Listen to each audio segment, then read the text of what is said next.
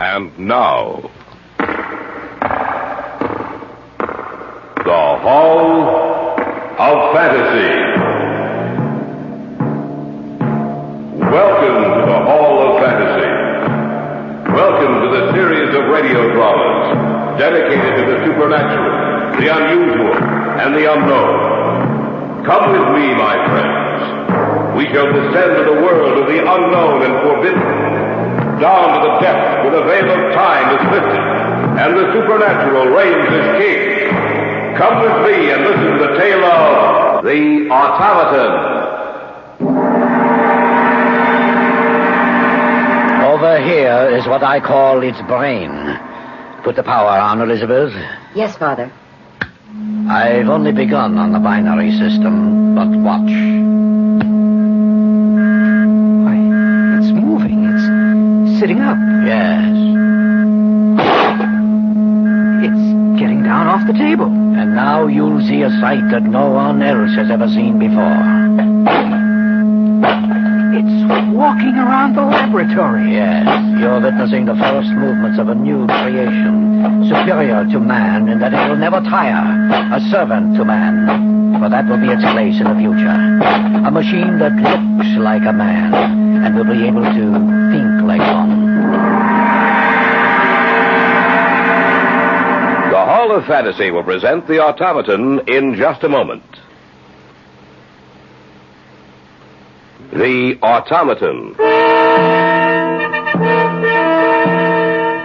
I first met Dr. Eric Ziegler at the conference on scientific research. I knew of him, of course. His name was famous throughout the world as one of the foremost experts on automatic control. It was the closing session of the conference when he made his now famous speech. And in conclusion, gentlemen, may I say that mankind can expect his technological advance to continue. He can look forward to the future in the secure knowledge that his life will become easier and longer through the advances we make. That he will be free to direct his energies towards the conquering of new frontiers, bringing him closer to the day when he will stand alone over all the universe. Bravo! His speech so aroused me that I couldn't help making my way to the speaker's platform, pushing my way through the crowd which surrounded him in order to congratulate him. Congratulations, Dr. Ziegler. Dr. Ziegler? Dr. Ziegler? Yes? My name is Drake Sheridan. I just wanted to tell you I thought your speech was the best thing I've ever heard. I take that as a compliment coming from you, Dr. Sheridan. I know about your work. Oh, nothing at all compared to yours, sir. Dr. Sheridan, I'd like to talk to you further. Why don't you come to my house this evening? What time? After dinner, about 8:30. Here's my card. Well, thank you, sir. You'll be there? Of course. I'll see you then.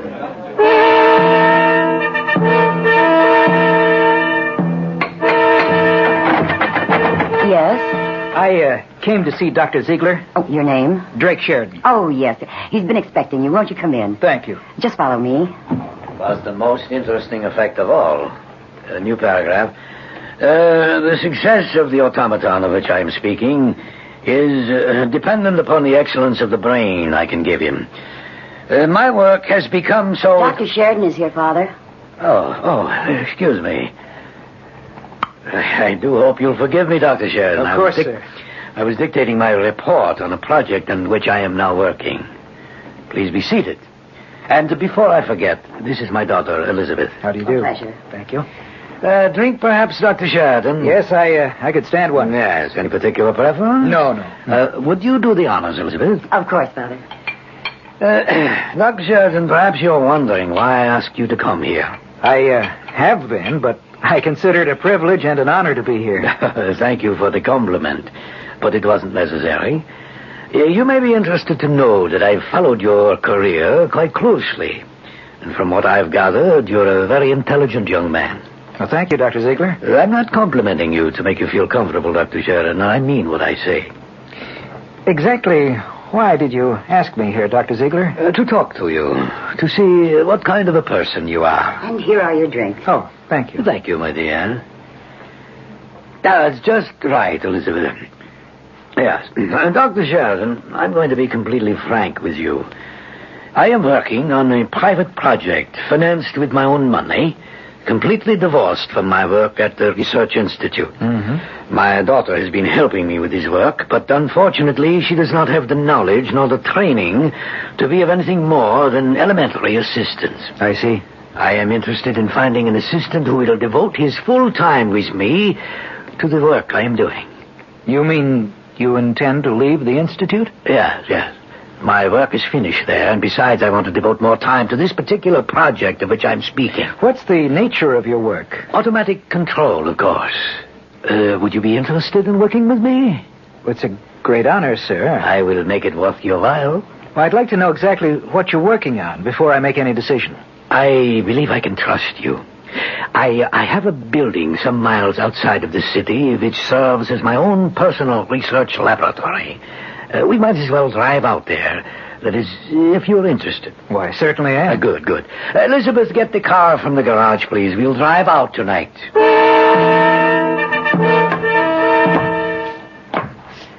Well, you certainly have it well equipped, Dr. Ziegler. I wanted to show you that you would be working with only the finest of equipment. Who's there? What's that? Oh, that's the watchman. It's nothing to worry about, Bart. Oh, it's you, Dr. Ziegler. I didn't hear you come in. It's all right. He'll check out with you when we leave. All right, sir. Will you open the door, Elizabeth? Of course. All right, let's go in. I'll put on the lights. Now you'll see what I've been working on for the past year. That sheet-draped figure on the table over there, what is it? My newest research project in automatic control. But what... You'll see. It looks like a human body underneath that sheet. Not quite. Here, I'll pull back the sheet. No, it isn't a human body. That's correct. What do you think of it, Sheridan? What do you think of my automaton? Is it finished? Not yet, but soon, with your help. A mechanical man.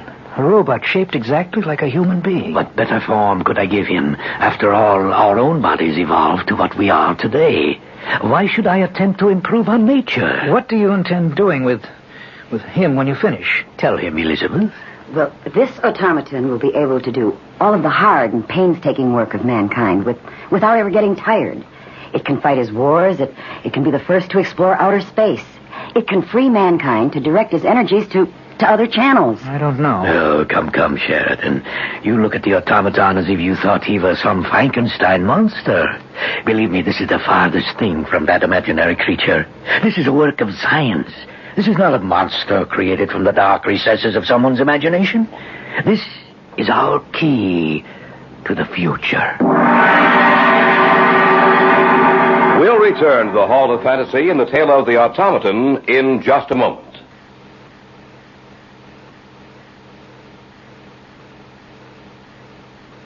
Back now to the Hall of Fantasy and the tale of the automaton. Dr. Eric Ziegler, his daughter, and I stood looking down at the metallic figure lying on the table before us. In all respects, it resembled a man, a metal and plastic man, created by the genius of Ziegler. This is our key to the future. This automaton will free man from labor. Let him develop his mind to the fullest. How much longer do you think you'll have to work before it's finished? I can't tell. That's why I need you to help me set up the automatic self-regulation of its brain. Then you haven't developed the system of feedback yet? No. As you are aware, that is the basic machine of all self-regulating systems of automatic control. A man's mind is a complex creation. The mind of the automaton must also be complex in order that it can do the work of a man, in order that it can think and regulate itself. Why don't you show him what you've accomplished so far in the feedback system? All right. Now, over here is what I call its brain. Put the power on, Elizabeth. Yes, Father. I've only begun on the binary system. But watch. It's moving. It's sitting up. Yes. It's getting down off the table. And now you'll see a sight that no one else has ever seen before. It's walking around the laboratory. Yes. You're witnessing the first movements of a new creation, superior to man, in that it will never tire. Servant of man, but that will be its place in the future. A machine that looks like a man and will be able to think like one. I I shall return him to the table now. It's climbed back up on the table. And it's lying down again. All right. Turn off the power, Elizabeth. Well, Sheridan, what do you think now? I'm afraid I don't know what to think. Will you work with me? Oh, yes. Who wouldn't jump at the chance? Of course I will. Good. You understand, of course, that the feedback system and the binary scale are still in their elementary stages. When the brain, the automatic control is finished, it will fit inside the automaton's body and head. That's correct. There will be controls on the robot's chest to set the automatic control to working, and another to stop the machine if it needs to be repaired. Of course, our largest task will be to develop a complete automatic self-regulatory system to fit inside the robot's body. As soon as you can be free... Which should be in about 2 weeks. Good. Then we shall begin work on the final stages that will lead to the completion of the automaton. Rather than completely sever my relations with the organization for which I worked, I took an extended leave of absence. There were living quarters in the laboratory in the country. Ziegler shut down his house in the city, and he and his daughter and I moved our belongings to the laboratory in order to devote every possible minute to our work. Not only was Ziegler intent on having the automaton think for itself, but he was also insistent that the robot be able to talk. To those ends, we went to work.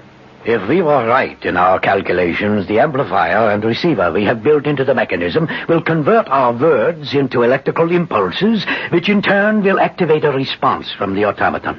Those responses themselves will be electrical impulses, which will be converted into words. Well, why don't we try it and see, Eric? We might as well, I suppose. After all, the automatic control is almost finished.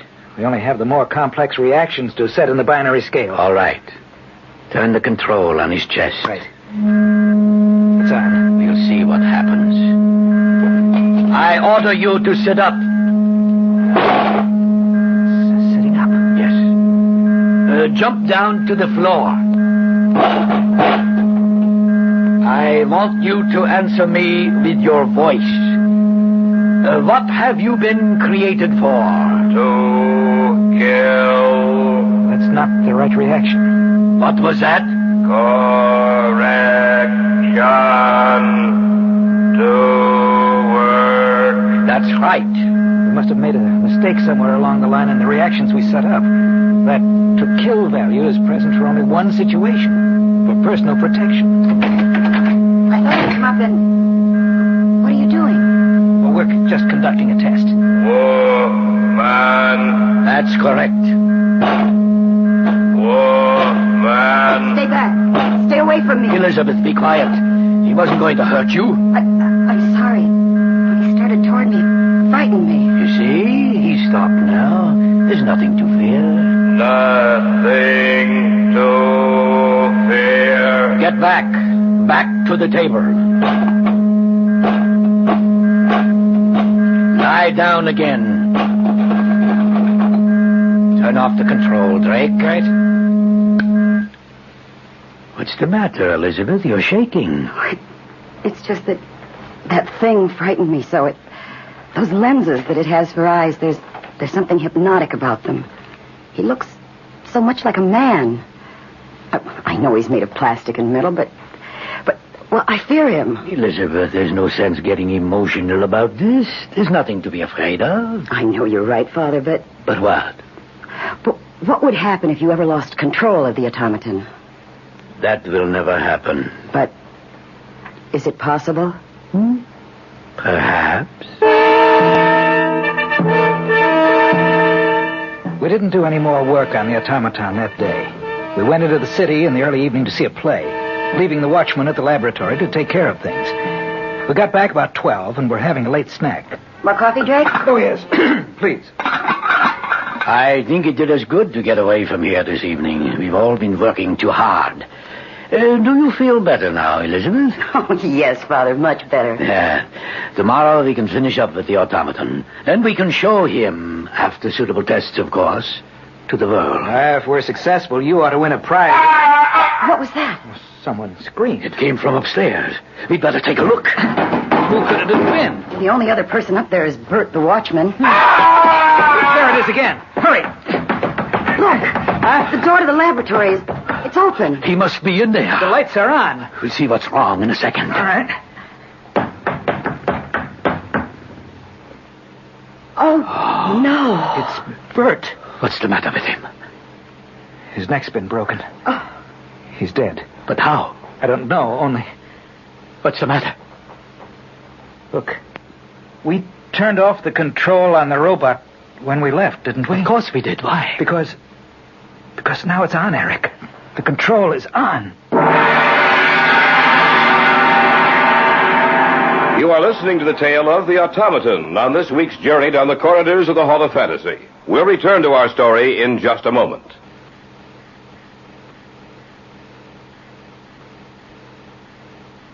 And now, back to our story. An original tale of fantasy entitled The Automaton. On the floor of the laboratory sprawled the broken body of Bert, the night watchman. A scant few feet away, I stood looking down at the inert form of the automaton. Before we had left the laboratory, we had turned off the control, and now we found it on.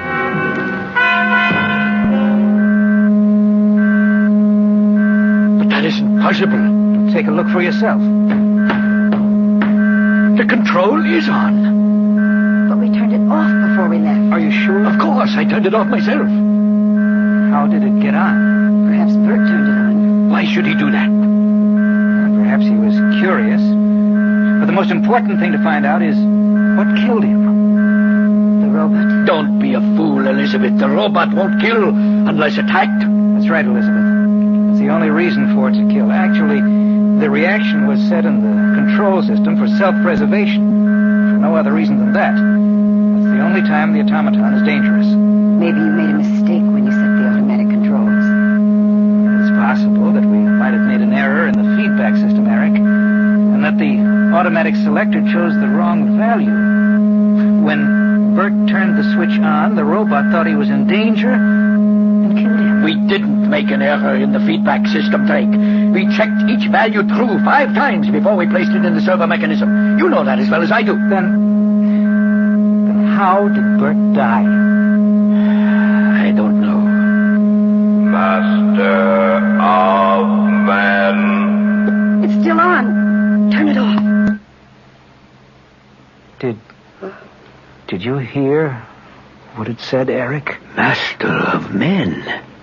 We didn't set that reaction in the servo mechanism. Something's wrong. Do you mean the automaton can think for itself?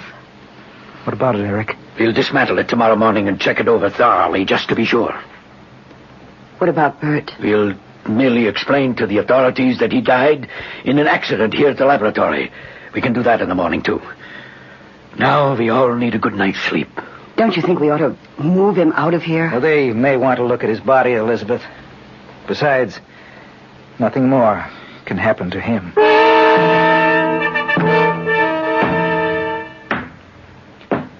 Elizabeth? Who is it? Drake. What are you doing up here on the second floor outside the laboratory? I couldn't sleep. Oh. Well, neither could I. Drake, do you think that the robot can operate by itself? Why do you ask that?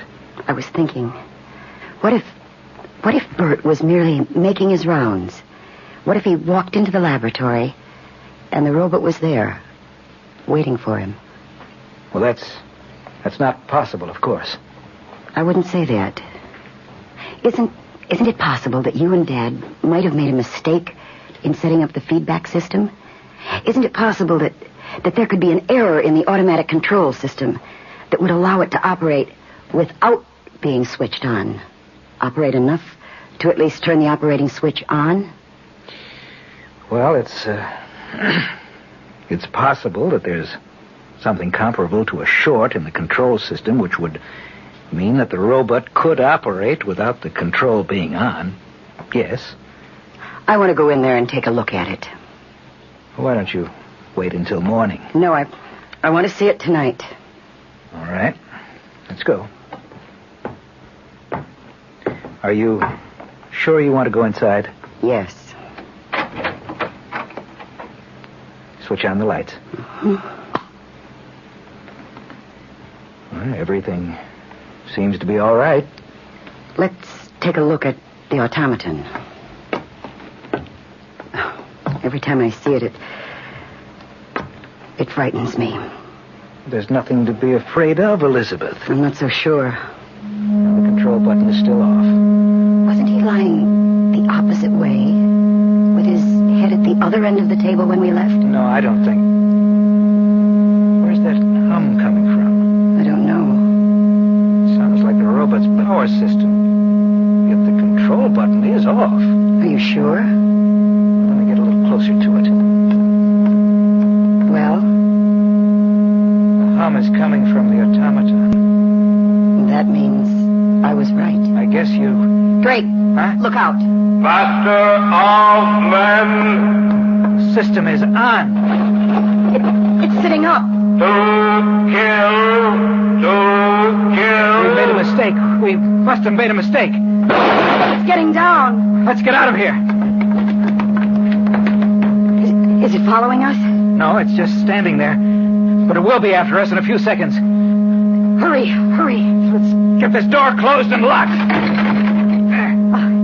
I can see it through the glass panel. It's starting towards the door. I heard some noise up here. What's the matter? The automaton's in operation, without the control being on. What? That's right. We must have made a mistake, Eric. The only thought that thing knows is to kill. We have to destroy it. It's getting closer to the door. That door won't hold. Let's get out of here. It has to be destroyed. But how? It weighs over half a ton. I think I have it. Stop here by this window. Oh, another crash against that door and it'll be out of the lab. What are you going to do? Its reactions are slower than ours. We'll wait here for it. It'll come walking towards us. At the last minute, we'll run to the side. I don't think it'll be able to stop itself in time. It should crash through the window and to the ground below. The two-story drop should destroy it.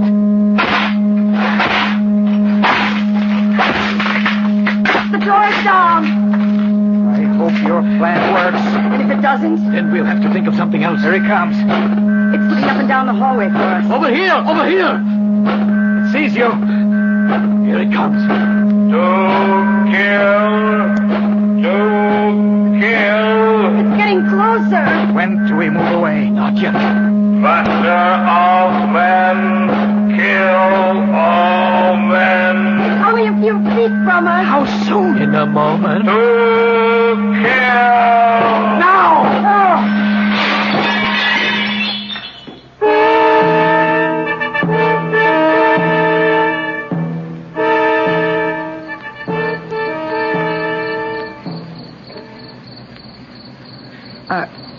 Are you sure it's destroyed? Yes.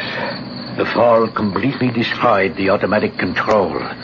You're looking at nothing but a pile of metal. What do you intend doing? Starting all over again. Somewhere along the line, we made a mistake. We have to find that mistake and correct it.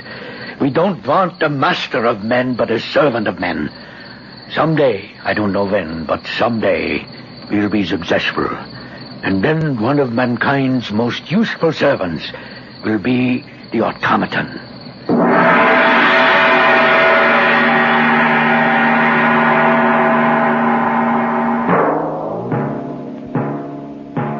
So runs tonight's tale of the unusual, the terrifying, the unknown. Join us again when next we journey down the corridors of the Hall of Fantasy to hear another strange tale of the supernatural. All characters and events portrayed in these programs are fictional, and any similarity to actual events or persons, living or dead, is purely coincidental.